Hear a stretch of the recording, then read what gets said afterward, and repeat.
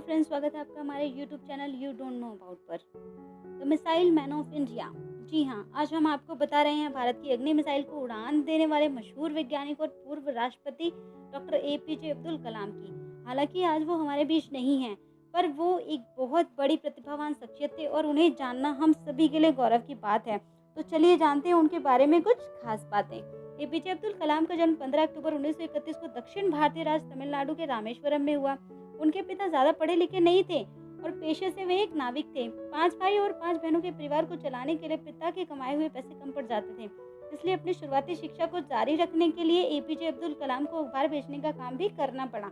8 साल की उम्र में ही कलाम सुबह 4 बजे उठते थे और नहाकर गणित की पढ़ाई करने चले जाते थे। उनके सुबह नहाकर जाने के पीछे भी एक कारण हुआ करता था, और वो कारण यह था कि हर साल 5 बच्चों को मुफ्त में गणित पढ़ाने वाले उनके टीचर बिना नहाए हुए आए बच्चों को नहीं पढ़ाते थे। ट्यूशन क्लास से आने के बाद वो नमाज पढ़ते और इसके बाद वो सुबह 8 बजे तक रामेश्वरम रेलवे स्टेशन पर और बस अड्डे पर न्यूज़पेपर बांटते थे। एपीजे अब्दुल कलाम के एक बहुत अच्छे टीचर थे सुब्रमण्यम अय्यर। एक बार उन्होंने क्लास में पूछा कि चिड़िया कैसे उड़ती है, और क्लास में कोई भी स्टूडेंट उनके इस क्वेश्चन का आंसर नहीं दे पाया। तो अगले दिन वो सभी स्टूडेंट्स को समुद्र के किनारे ले गए और वहाँ कई पक्षी उड़ रहे थे। कुछ पक्षी किनारे उतर रहे थे और कुछ बैठे थे।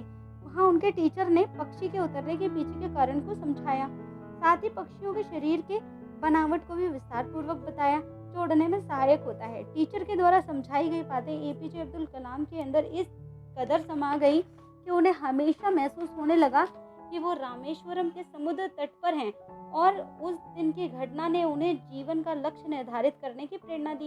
इसके बाद उन्होंने तय किया कि वे उड़ान की ही दिशा में अपना करियर बनाएंगे। उन्होंने बाद में फिजिक्स की पढ़ाई की और मद्रास इंजीनियरिंग कॉलेज में एरोनॉटिकल इंजीनियरिंग में पढ़ाई की। 1962 में कलाम इसरो में पहुंचे। इन्हीं के प्रोजेक्ट डायरेक्टर रहते भारत ने अपना पहला स्वदेशी उपग्रह प्रक्षेपण यान SLV-3 बनाया। 1980 में रोहिणी उपग्रह को पृथ्वी की कक्षा के समीप स्थापित किया गया और भारत अंतरराष्ट्रीय अंतरिक्ष क्लब का सदस्य बन गया। कलाम ने इसके बाद स्वदेशी गाइडेड मिसाइल को डिजाइन किया। उन्होंने अगली और पृथ्वी जैसी मिसाइलें भारतीय तकनीक से बनाई। 1992 से 1999 तक कलाम रक्षा मंत्री के सलाहकार भी रहे। इस दौरान वाजपेयी सरकार ने पोखरण में दूसरी बार न्यूक्लियर टेस्ट भी किए और भारत परमाणु हथियार बनाने वाले देशों में शामिल हो गया। कलाम ने विजन 2020 दिया। इसके तहत कलाम ने भारत को विज्ञान के क्षेत्र में तरक्की के जरिए 2020 तक अत्याधुनिक करने की खास सोच थी। कलाम भारत सरकार के मुख्य वैज्ञानिक सलाहकार भी रहे। 1982 में कलाम को DRDL यानी डिफेंस रिसर्च डेवलपमेंट लेबोरेटरी का डायरेक्टर बनाया गया। उसी दौरान अन्ना यूनिवर्सिटी ने उन्हें डॉक्टर की उपाधि से सम्मानित किया।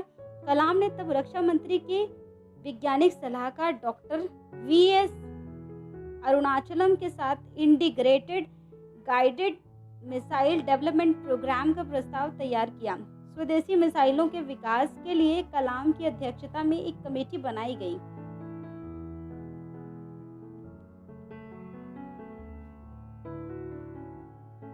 इसके पहले चरण में जमीन से जमीन पर मध्यम दूरी तक मार करने वाली मिसाइल बनाने पर जोर था। दूसरे चरण में जमीन से हवा में मार करने वाली मिसाइल, टैंक भेदी मिसाइल और re entry experiment launch vehicle बनाने का प्रस्ताव था। पृथ्वी त्रिशूल, आकाश नाग नाम के मिसाइल बनाए गए। कलाम ने अपने सपने रेस्क को अग्नि नाम दिया। सबसे पहले सितंबर 1985 में त्रिशूल, फिर फरवरी 1988 में पृथ्वी और मई 1989 में अग्नि का परीक्षण किया गया। इसके बाद 1998 में रूस के साथ मिलकर भारत ने सुपरसोनिक क्रूज मिसाइल बनाने पर काम शुरू किया और ब्रह्मोस प्राइवेट लिमिटेड की स्थापना की गई। ब्रह्मोस को धरती, आसमान और समुद्र कहीं भी चलाया जा सकता है। इस सफलता के साथ कलाम को मिसाइल मैन के रूप में प्रसिद्धि मिली और उन्हें पद्म विभूषण से सम्मानित किया गया। कलाम को 1981 में भारत सरकार ने देश के सर्वोच्च नागरिक सम्मान पद्म विभूषण और फिर 1990 में पद्म विभूषण और 1997 में भारत रत्न प्रदान किया। भारत के सर्वोच्च पद पर नियुक्ति से पहले भारत रत्न पाने वाले कलाम देश के केवल तीसरे राष्ट्रपति हैं। उनके पहले यह मुकाम सर्वपल्लवी राधाकृष्णन और जाकिर हुसैन ने हासिल किया था। चलिए फ्रेंड्स, आज के लिए बस इतना ही। अगर आपको हमारा ये YouTube वीडियो पसंद आया तो प्लीज़ लाइक करें, कमेंट करें, शेयर करें और चैनल को सब्सक्राइब करें। मिलते हैं नेक्स्ट वीडियो में जल्दी। तब तक के लिए नमस्कार।